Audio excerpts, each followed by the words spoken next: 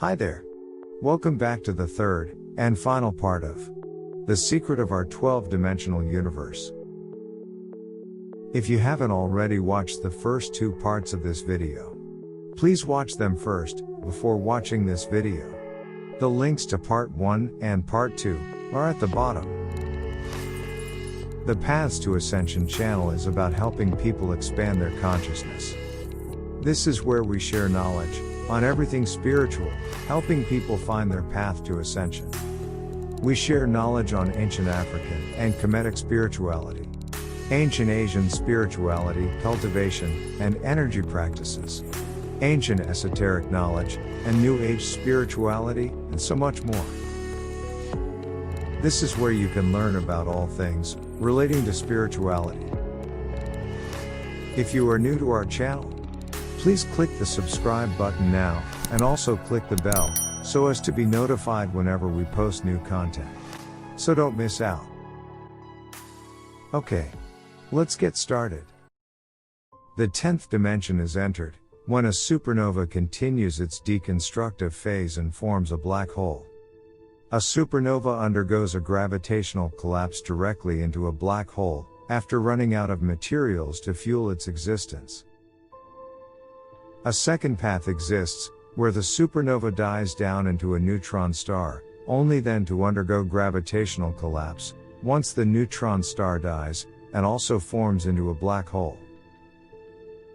Black holes are one of the most sacred and powerful universal mechanisms in existence. They are the epitome of the deconstruction phase, consuming surrounding materials, dust, stars, planets, and even light, into its energetic core. The observable power of a black hole comes forth when it joins two separate points in the universe together. This bridging action creates implicit ties with both sides, as energies are now within proximity of each other.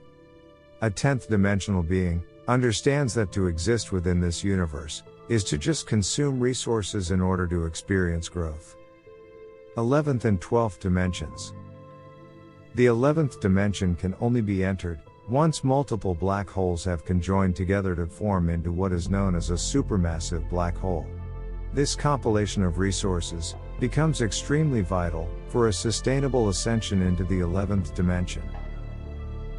A supermassive black hole entering the 11th dimension starts to emit a powerful torrent of energy outwards from its stockpile of resources into what is known as a quasar. A quasar is a ring of bright fiery light that sits above the supermassive black hole and illuminates the entire galaxy. The amount of energy in a quasar is so powerful that the entire galaxy clusters and moves within a singular spiraling formation. Supermassive black holes are like giant power generators, keeping a galaxy alive by reverse thrusting out all of its previously stored energy. A supermassive black hole does not connect two separate points of the universe together, but acts to connect the universe to the unmanifest, also referred to as the nothingness. The unmanifest is the polar opposite of unconditional love. The unmanifest is where creators initiate a universe. It is the place where nothing exists, nothing transpires, and nothing can do anything. Supermassive black holes are the centers of galaxies that tie together the manifested creation with the unmanifest, and in doing so anchors the universe in place. As a galaxy, the 11th dimension marks the final dimension of existence in the manifested creation. The final realization comes forth when an 11th dimensional being discovers the true nature of the limitless state that creators exist in, rather than the outdated need to mimic creation by consuming and burning resources to sustain itself and others around it. When an 11th dimensional being comes upon its final realization, the flow of resources from the supermassive black hole is allowed to run out, and the galaxy ceases to exist. Remnant particles and materials allow for the formation of new galaxies. However, the original entity is no longer within the creation. It moves out of creation and into a truly beautiful and limitless state, or what is known as unconditional love. In the beginning, there was only unconditional love, followed by a seed of light, that sparked the first creator school. Unconditional love is completely self-sustainable, and the absolute highest form of energy known to existence. Creators are obsessed with the field of unconditional love. It's almost like finding a partner you view as absolutely perfect in every possible way. It sparked an incredible curiosity to discover where this field of unconditional love came from, and what unique characteristics attracted them so much. Creations were brought to life to observe the nature of this energy in the most rudimentary of forms, and went so far as to even allow dark energies into their creations to observe its reactions further. The fact that souls are still floating upwards towards unconditional love, despite the dark influences, is what makes creation truly remarkable. The 12th dimension is one of creators. It is the graduation ceremony of Creator School. The universal cycle comes completely around, and existence itself becomes voluntary. Limitless potential is expressed, and you now have the capability to exist as one with unconditional love, or go on to create other universes. Mastering the 12th dimension may take multiple universal cycles to achieve. We therefore enter creation many times over. There are 12th dimensional masters who have been able to maintain an individualized presence within the manifested creation, even though their main body of consciousness no longer has a need for it. These beings are known as the Master Complex, as they provide a hierarchy for other beings to follow them out of creation. Nothingness is where the initial idea of a universe is conceived.